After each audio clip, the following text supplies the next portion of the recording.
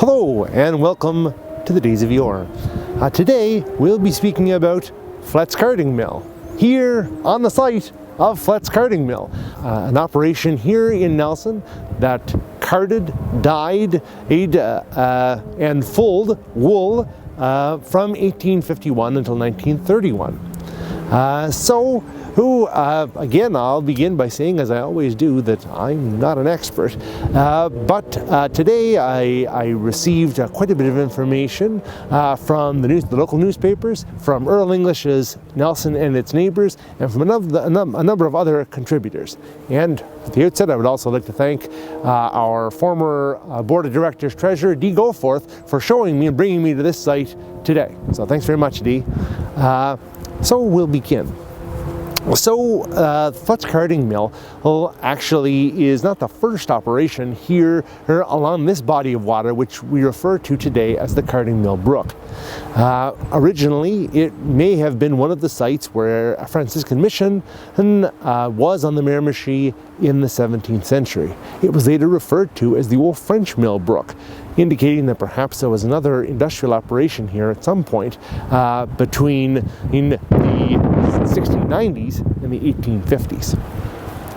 So in 1851, John Flett and his brother William established a carding mill at this site. They were able to receive a grant from the government for £50 plus another £15, 65 pounds sterling altogether, to produce a carding mill here in Northumberland County. Because the need was great at that time, farmers had sheep producing wool, but needed a place to have that wool cleaned, dyed, and prepared for spinning. So in 1851, the mill was set up. The Carding Mill Brook was dammed here and across the way in order to create this large pond. And so that first year of 1851-52, a gentleman by the name of Bassey, he was managing the mill. But the mill really got started and really started to boom in a way under the leadership of Thomas Ambrose, who came to the community in the early 1850s, and by 1852, who was the manager of the Flett's Carding Mill. So right now I'd like to take you over and give you a closer look at what remains of the old mill on the other side. So as near as we can figure, at least as near as I can figure, this would have been the site where the old water wheel was that powered the machinery inside of Flett's Carding Mill.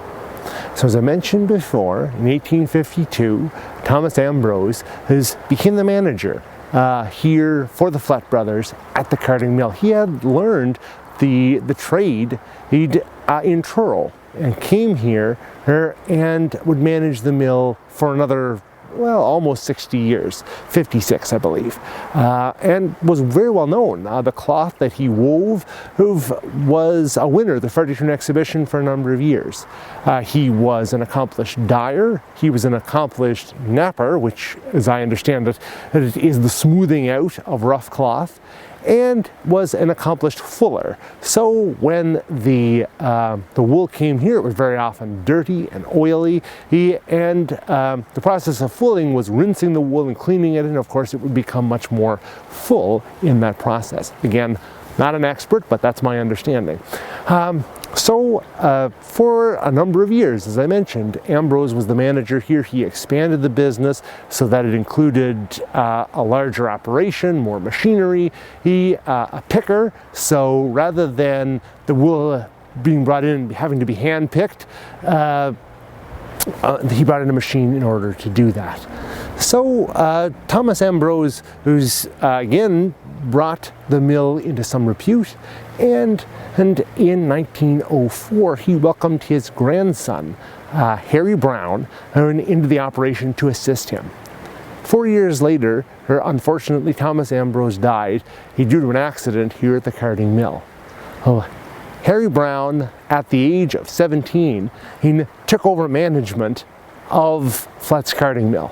You can imagine, 17 years old to manage an operation, and really of any size, but certainly of the size that had been established here, is quite impressive.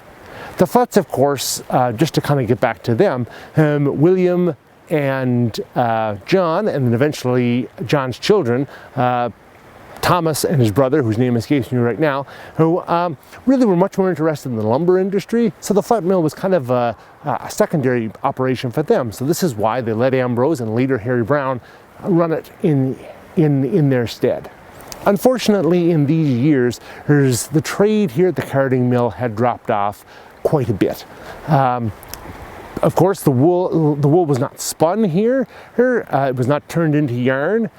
What it all was, as I say, it was cleaned, dyed, and carded, and then presented back to the person who gave it to them.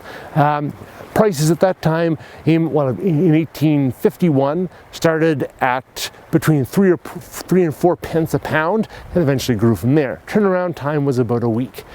But by the early 1900s, there were mills in operation in other parts of the province that spun the wool into yarn. And people at home had lost or were losing the skill of spinning yarn, or spinning wool into yarn. So with all of these things in mind, in 1931, Harry Brown bought the carding mill from the Flett family. He sold the machinery in Kent County and decommissioned the carding mill here, establishing his own woolen mill on the Brown property in what we know today as South Nelson. So that is a story for another day. I hope to be able to tell you that as well. But I think for today, we'll leave it there. Flett's Mill, Flett's Carding Mill. You know, an interesting operation here in Nelson, and kind of a hidden gem here, forgotten by time, but still a few vestiges left. I hope in the weeks to come to be able to tell you more stories at more sites throughout the village of Nelson and maybe onto Beaubears Island as well. But for now, as I say, we will leave it there. I encourage you, if you like what you're seeing, like this video, subscribe to the channel, share this video with your friends who might also be interested in this kind of content. And if you're able, have a look at the Patreon options in the link below.